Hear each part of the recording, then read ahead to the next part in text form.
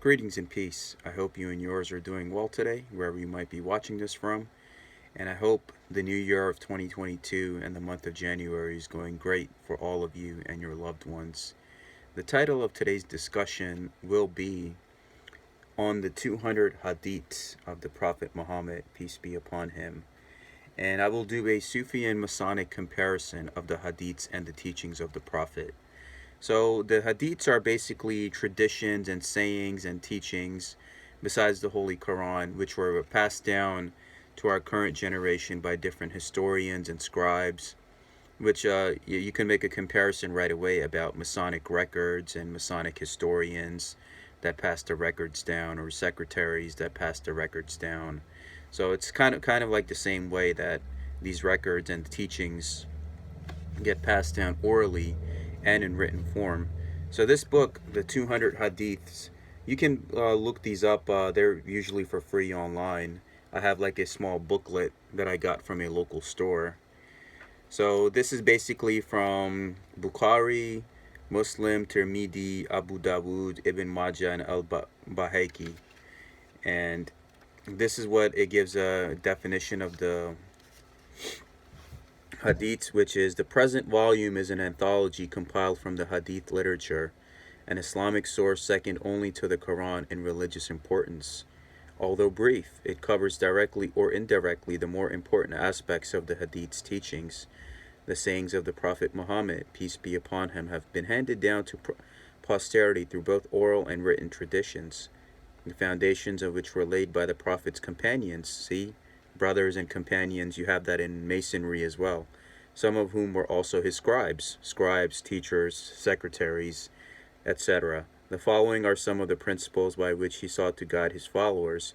Eternal in essence, they are of value not only to Muslims but to humanity at large. So what I will do is each hadith that stands out to me in terms of a Sufi and Masonic comparison, I will read it for you. So the first hadith that stands out to me is when the Prophet Muhammad was asked by Amr ibn Abasa what was meant by faith, he replied, self-restraint and gentleness. So in Freemasonry, you're taught the same exact thing: evenness of temper, kindness to all, and circumscribing your passions and desires and living within due bounds, and being a good moral human being that has a good conduct, to one who controls his emotions and tempers and shows restraint in his character when dealing with self, his others, his loved ones. That's what defines the great human being who's on that path of enlightenment. And that too. And the next one is simplicity too is a part of faith.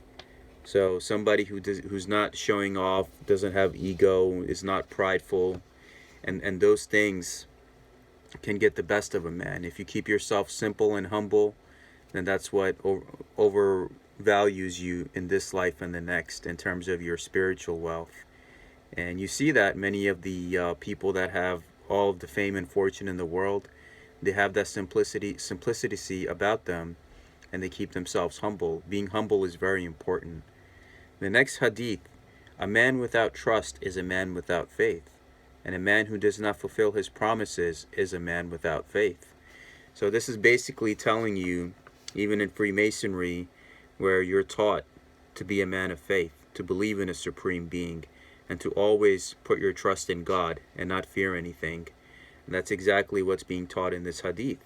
And also is teaching you to be a man of your word, and a man who does not fulfill his promises is not one who is a man of faith. So being a man of faith, trusting God in good and bad times, and keeping your word and promises, which shows the content of your character, which is prevalent in both Sufi Islamic point of view and in Freemasonry. Next, greed and faith can never coexist in the human heart. So that's saying that if you are a faithful servant of God, whether through Masonry, Islam, Sufism, or any other endeavor that you're looking through, because all of these paths are taking you to the same destination. So any greed or malice in your heart, you are not of the household of the faithful. And that's what this is telling you.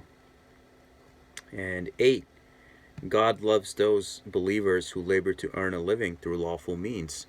So being a good man of society And the foundation of a good Mason, who's making an honest living, who's taking care of his family, who's taking care of his loved ones, and that's basically what it is. This is a good one. When you see sycophants throw dust in their faces, meaning a Mason is a one, if he sees injustice taking place, he's not going to look the other way to protect his titles or accolades. He's going to stand up for justice, even if it means he loses everything. And that's the true believer and the true one of the faithful. One who, wherever he sees hypocrisy or something wrong going on, instead of showing his consent with his silence, he fights against it. And that's basically the true believer, the true Mason, and the true Muslim. Keep your faith pure. Even the smallest good deed will suffice. So it's saying that basically you have to be pure, of a pure heart. The greatest thing that you could do in your life, or the greatest weapon you can have in your life against dark forces and occultists and jinns and all that, is a heart of gold and purity of your heart. And if you have that the true Mason does, the true Muslim does, whatever path you're on, you have to be true. So if you possess that trueness and that purity and that aspect of keeping a pure faith, no power on this earth can stop you or do anything to you. And you could take my word for that. And the aspect is this right here, is that we have to do the right thing with the short time that we've been given. And that's basically it.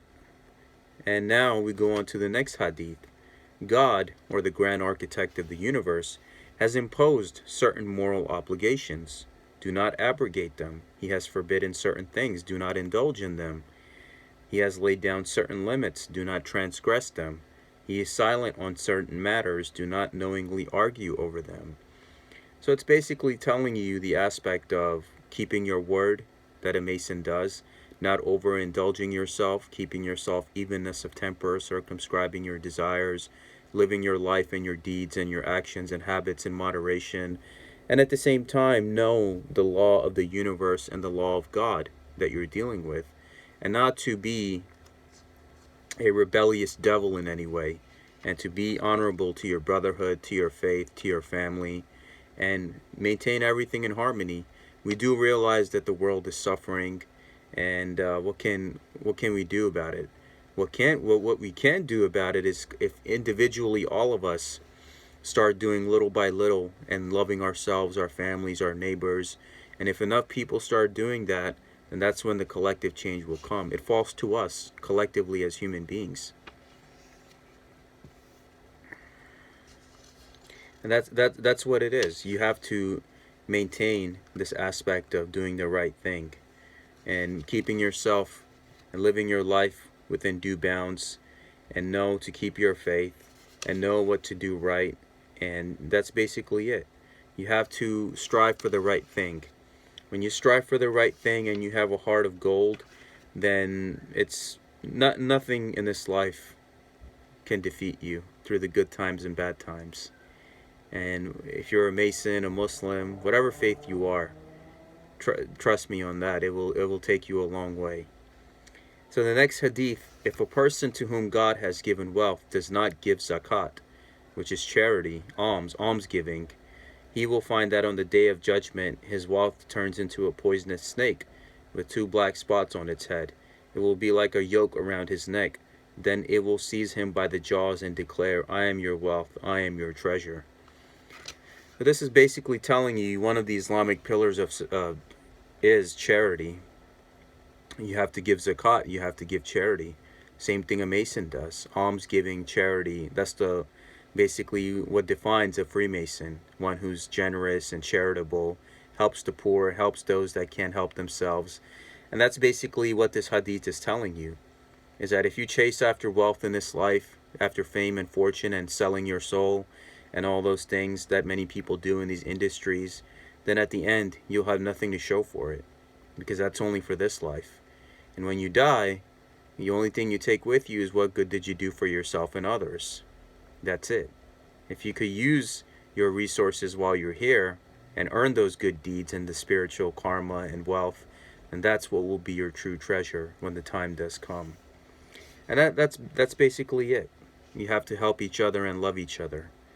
Almsgiving, charity, Mason, Muslim, same exact thing. A believer who feeds another of the faithful who is hungry will be fed on the fruits of paradise by God on the day of judgment. And a believer who serves water to another who is thirsty will have his thirst slaked from the sealed drinks by God on the day of judgment. And if a believer clothes another of the faithful who is in dire need of clothing, he too will be rewarded with apparel from paradise by God on the day of judgment. So this is basically telling you, from a general and Masonic understanding, is that you get what you put in. If you know you can help somebody, feed the homeless, give somebody something to drink if they're thirsty, give them food, give them shelter, give them clothes. If you have the capability to do that, then all of that will be reciprocated to you times 10. That's the law of karma. Even if you're not a Muslim or a Mason, this can still apply to you if you're a pure and decent human being. That if you do good for others, it does come back to you. And all of these principles that are there, it's all there to help you become a better human being, to smooth out your rough ashlar and become a smooth ashlar from your chipping away at your rough imperfections. So the next one is giving alms to the poor is a single good deed, but giving alms to a poor relative has the double virtue of giving alms and at the same time treating one's own relative well. So that's basically saying, when you do good deeds, make sure your own house is in order first. And what does Masonry teach you? That only extend yourself to others if it does not jeopardize yourself or your family. So as long as you got your foundation straight, you have a home, you have a job, steady income, all that stuff, then you extend that to others. But if there's anybody in your family that you can extend that to, you'll be helping your own, and you'll be getting the reward of almsgiving and charity, which is good. And here's another one that I like, that if you have this aspect of suffering, because what is this life? People are suffering. They wake up every day. It's a monotonous routine, and they're doing the same thing every day, paying bills, paying taxes, rents, mortgages. Every day is the same thing. Every week, every month, every year. Did we just come here to do that and die, or do we have any other purpose in this life? We do have a more purpose in this life. In this short human life, we're here to walk each other home and love each other and guide each other. That's what the Mason is fighting for, and that's what the Muslim is fighting for. And that's the commonality, even what these Hadiths are teaching us. And that's basically it. A man who acquires a stretch of land by tyranny will be made to wear a yoke made of 7 earths around his neck on the day of judgment. So it's basically saying that if you acquire anything by any unlawful mean, then you will pay a price for that. Whatever you do in your life, do it the right way, the honest way, even if it takes you a while. But please, do it the right way and the honest way, and the same love and karma shall be reciprocated to you. Next one. A man who has as much as an iota of ignorance in his heart will not enter paradise. Hearing these words of the Prophet, a man asks, "What if a man likes to dress in good clothes and wear good shoes?" The Prophet said, "God himself possesses elegance, and he likes elegance. This has nothing to do with arrogance. A man is arrogant when he refuses to accept the truth and considers others to be inferior." So the true believer of the faithful, of the household of the faithful, is one, just like what the Masons say, on the level, that no one is above or beneath one another. We're all equal with each other, no matter your race, religion, your occupation, who you are, where you come from, etc. And if we can follow that example, like what the Prophet is saying of the Islamic concept of ummah. Ummah means one people. And the Masonic concept is on the level. Everyone is the same. It's the content of your character that defines you, not who you are and what you believe. And that's basically it. You can't let the arrogance of this world get you down, or making you feel like you're better than others. That's an issue in many organizations and faiths, where the hierarchy kind of believes themselves to be high and mighty, and they have their cliques. Or some people might have a certain number next to their name, or certain accolades or titles or honors or inner cliques, and they want nothing to do with people that are outside of that clique. They just want to deal with the higher ups because they're one of them. That kind of washes away at all of your lifelong efforts. That's like people like, who go to church every Sunday or pray 5 times a day. When they're doing evil deeds, or they're hurting others or cheating others, that connection is severed. They could pray as much as they want. That connection and prayer won't be accepted, because God sees everything, the all-seeing eye of the grand architect of the universe. In Islam, it's known as Al-Basir, one of 99 names of Allah, that you're always being watched. Just because you have a certain number or title next to your name doesn't make you better than others. It's about being pure of heart, because God's all-seeing eye is always observing you, and you must always show yourself in a good code of conduct. And that's exactly what this hadith is teaching us, that both a Mason and a Muslim can apply to their life in terms of being humble and not being arrogant, egotistical, arguing with others, putting others down. And that's basically it. And that, the next hadith we have is God, He is one who sets right all that concerns you. And you keep remembering God, and you will be remembered in the heavens, and there will be a light for you on the earth. So what is this hadith teaching you, and what is Masonry teaching you? Always trust God. Always trust God. Always trust God. It doesn't get simpler than that. Trust in the divine process of how things unfold in your life. Whether you want to call it Allah or the universe or source, that's your individual journey. But trust that journey. Trust your intuition. Trust your spirit. Trust your heart. And look at all the things you went through in your life. You're still here, right? And that means you're still needed for something. If you woke up today, you were needed for something. And you are very rich in terms of the blessings that you have in your life. Sometimes we think, oh, why don't we have this? Why don't we have this thing? Why don't we have that thing?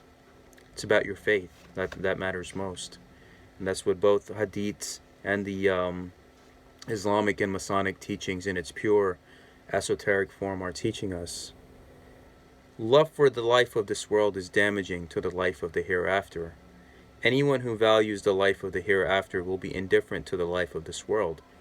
Therefore, prefer that which is eternal to that which is ephemeral.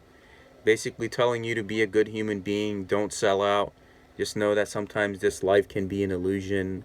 If you want to compare it to the Matrix, and there's a verse in the Quran that says that the life of this world is nothing but a game and a deception, but only if they knew.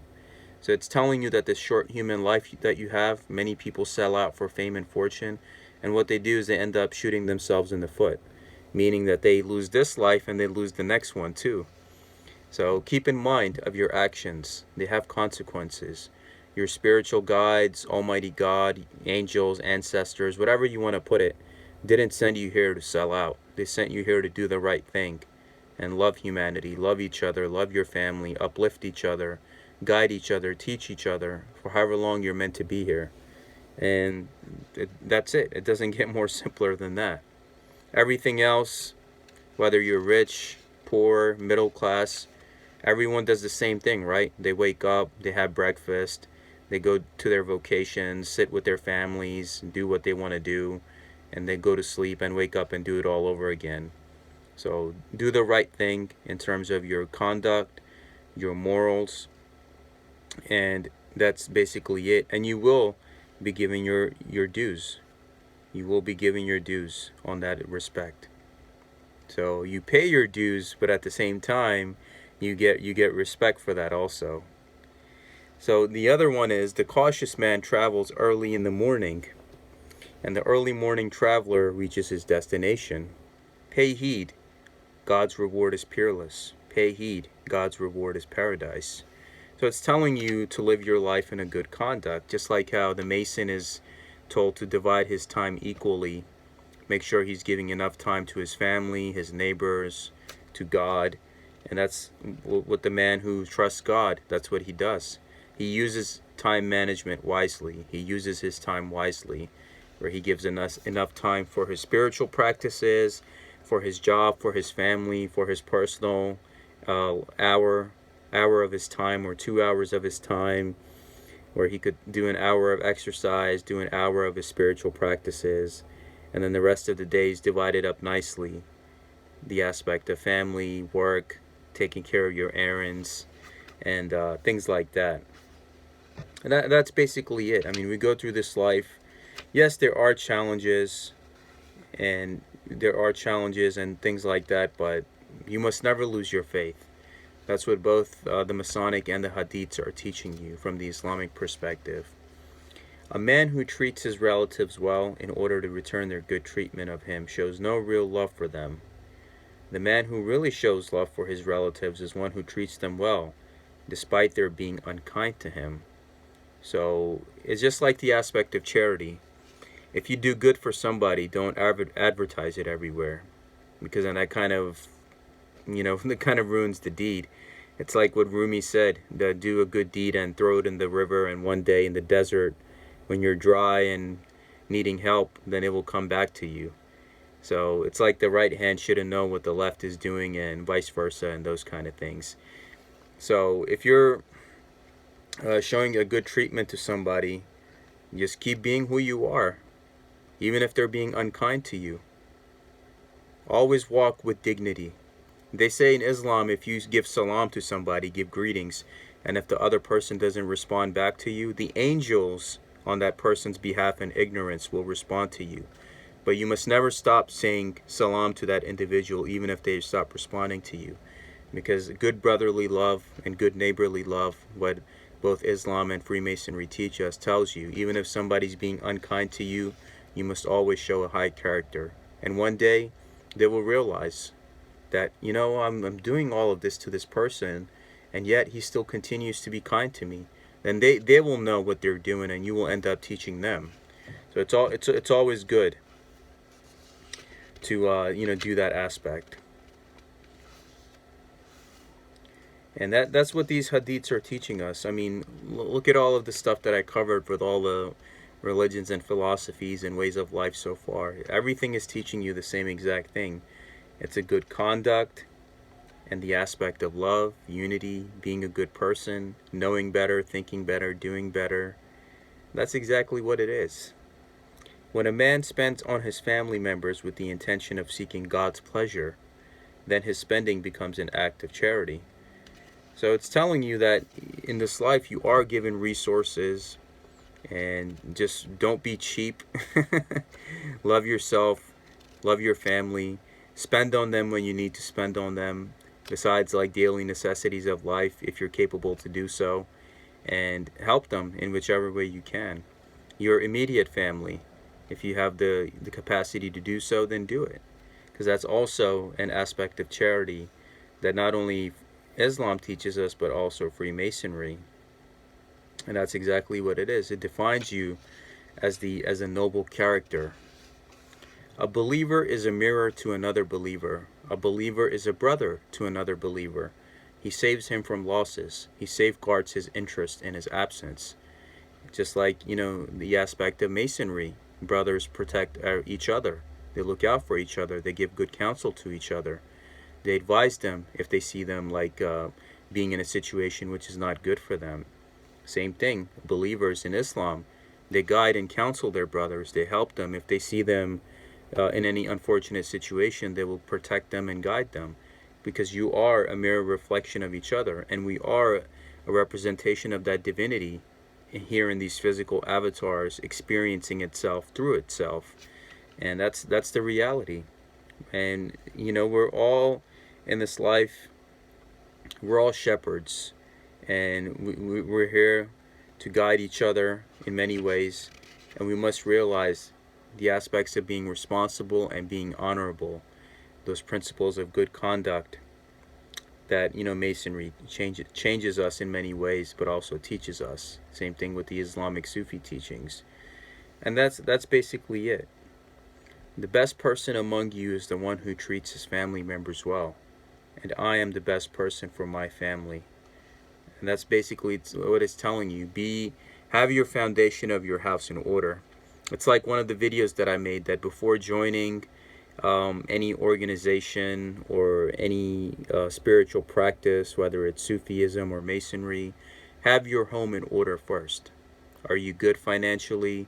Are you good with your wife? Are you good with your parents? Are you good with your family? Do you have a steady income? Are your finances and your things in your house, is everything in order?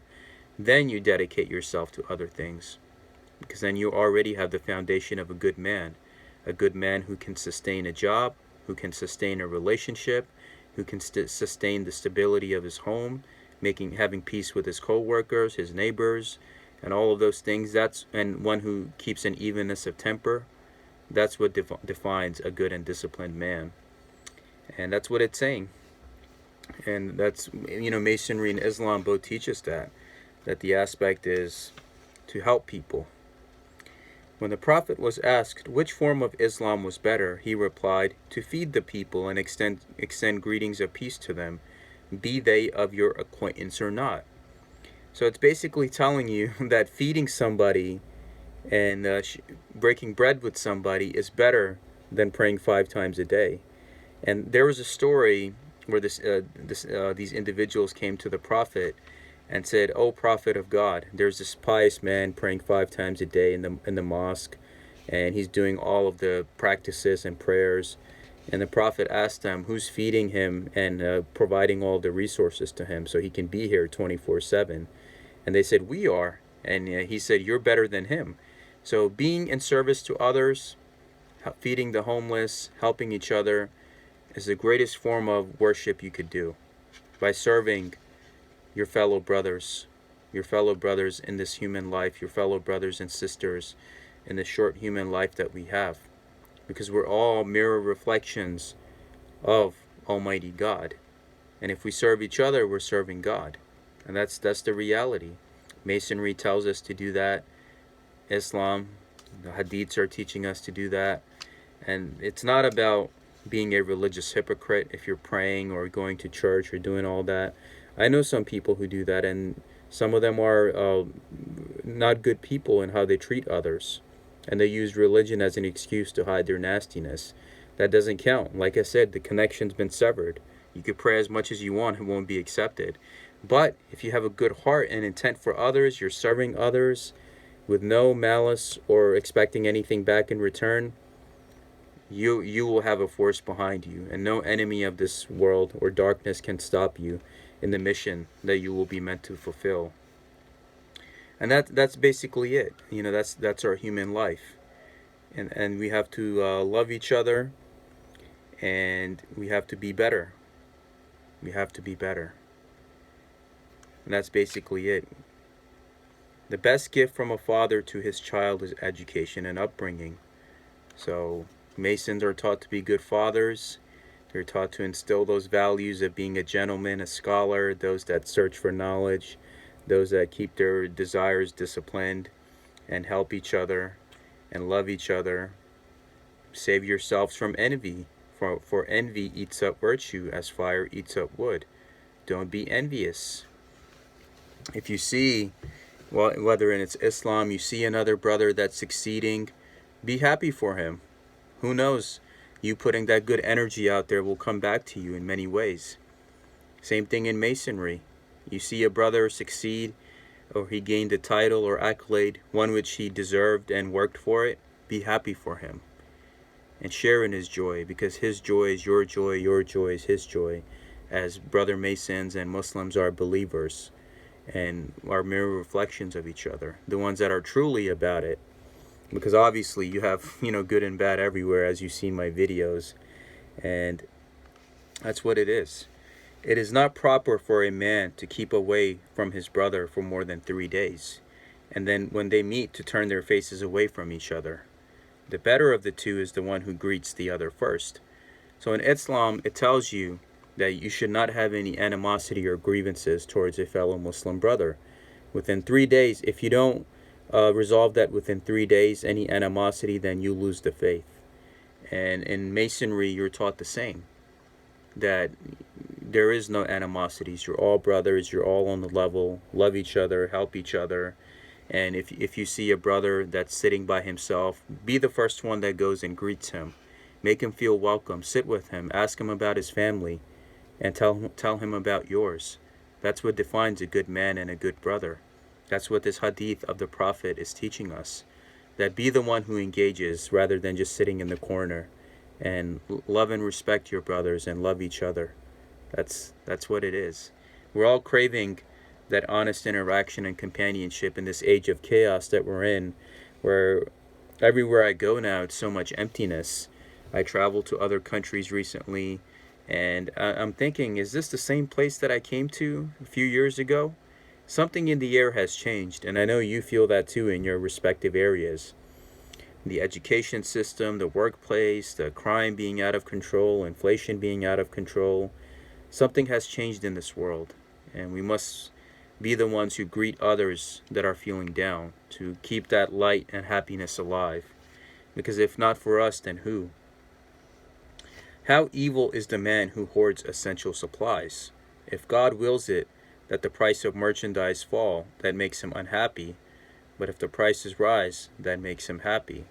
So don't be a hoarder. If you have the resources to help others, then help them.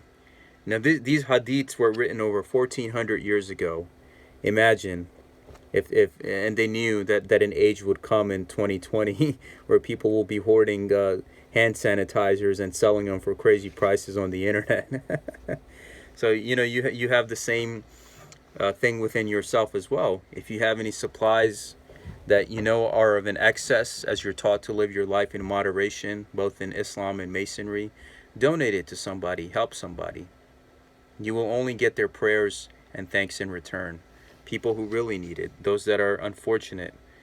You will observe that the believers are like the parts of the body in relation to each other in matters of kindness, love, and affection. When one part of the body is afflicted, the entire body feels it. There is the loss of sleep, and fever develops. So this is basically telling you for yourself, the structure of your family, the structure of your organization, whether it's Islam or Masonry. If you have one person in your family or your organization that has a grievance, then that cog wheel in the grand machine, it will slowly start affecting everything else. So you make sure you address everyone's concerns and hear them out, and know what are the matters that need to be sorted and what is the best way. What is the best way we can handle this? To earn through labor is the best way to earn, provided the work is done with sincerity. So as Masons labor for a better world, as Muslims labor for a better world, everything has to be done with sincerity. Not for titles or accolades or awards. Do it with sincerity, and it will come back to you. It is obligatory for a Muslim to pay heed to his ruler and obey him, whether he likes him or not, as long as the ruler does not order him to commit a sin. If he orders him to sin, then he is not to pay heed to him or obey him. So hadiths from the Islamic perspective is teaching you to be a good, cheerful citizen of the country that you reside in and respect the laws of the countries of your residence. Masonry tells you the same thing. Don't be involved in any conspiracies or any rebellious acts towards the country that you live in. And it's telling you to be a good believer. And it only tells you to disobey the system if it tells you basically anything that is immoral or against what a good human being should do. That is the only exception. Muslims are brothers. When one Muslim sells something to another, it is his duty to inform the other of any defect in the merchandise. So it's just basically telling you, be honest with each other. Be honest and upfront with each other. Avoid falling under suspicion, for suspicion does the worst damage. Do not inquire into the lives of others. Do not pry. Do not exaggerate what others say. Bear each other no malice, and do not hurt each other's interest. And by being brothers to each other, become the servants of God. And that's basically it. Be good brothers, be good believers. As it says in the Holy Quran, Surah 2, verse 62, that whether you're a Jew, Christian, or Muslim, as long as you believe in God and do the right thing, and on the day of judgment you shall have no grief or punishment of any kind. Same thing the Masons believe, on the level. No matter what you believe, you're all brothers. And the believers are also shown in the Holy Quran, Surah 49, verse 10, that the believers are but one brotherhood. So make peace between your brothers and be mindful of God, so you will be shown mercy. So these are exactly what the Masonic and Islamic teachings are telling us. It's to be in unison in one another. What the Prophet is saying is to basically help each other, love each other, and don't be a hypocrite. Do not be a hypocrite. Love each other. When three men travel together, they should make one of them their leader. So it's just like, you have in the Islamic perspective, when you have the three men, and you have the imam, the mufti, the sheikh, those kind of things. And in the Masonic aspects, you'll have the wardens and the worshipful master, and the wardens will, basically honor the worshipful master of the lodge in terms of maintaining harmony. So it's the same exact thing, and that's what it is. That's exactly what it is. Pay the laborer his wages even before his sweat dries up. So those that are in craft masonry and royal arch masonry, you will understand this hadith that I've shared.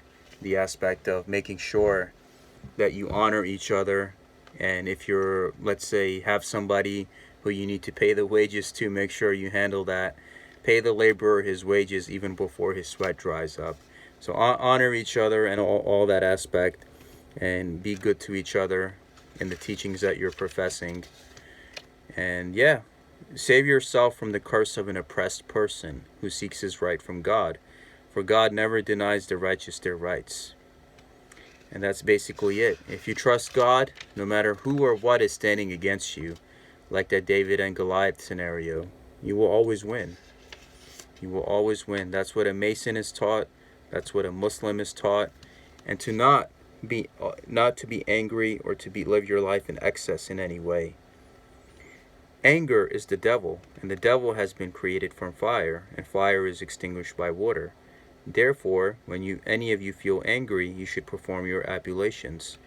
So it's telling you to sustain yourself from anger, like how a Mason is told to have evenness of temper, kindness to his brothers, family, friends, his home, his job, his vocations. A Muslim is taught the same thing, to be in the aspect of kindness, because anger and hate are the forces of darkness, which both a good Mason and a good Muslim would avoid. Avoid anger, envy, hatred. In any ways possible, avoid it. And that's basically it. And that's, if you look at all of these hadiths that I've been reading for you, the ones that have the Sufi and Masonic comparison applicable to them, you see that it's all teaching you the same exact thing. Even all the videos that I did on Islam and Freemasonry, you notice all of it is teaching you the same thing. Good code of conduct, and knowing to do the right thing, and leaving this world in a better condition than it was given to you. And that's basically it. And to avoid ignorance, hatred, envy, jealousy, those kind of things. And to keep faith, be a man of your word, be good to each other. And that's what these hadiths generally are telling you. And if you follow it, no matter what path you follow in your life, I think we'll be all right. Especially now in the age of chaos, we need to be good to each other. This human life, it's no guarantee. I hear all the time people passing away, this person passed away, something happened to this person, this thing happened. And I get shocked. Man, I never would have imagined. And life goes quickly. Life, it's beautiful, like I always say, but it's also short. Please make the best of your human life while you have it. Whether you're following the Hadiths or the Islamic teachings or the Quran teachings or the Sufi teachings or Masonic teachings, it's all teaching you the same exact thing. It's all reiterating the same thing. Be good to yourself, your loved ones, and while you have the time to do so, trust God, trust each other, avoid all bad habits and bad conduct of life, and everything in your life will work out for you. If you have a pure heart and you wish well for yourself and others, then nothing in this life will defeat you. However long you're meant to be here, you shall fulfill your purpose before moving on to the next phase. I hope this video found you well, and I hope you were able to take something from it. My love to you and yours for the rest of January 2022. Thank you.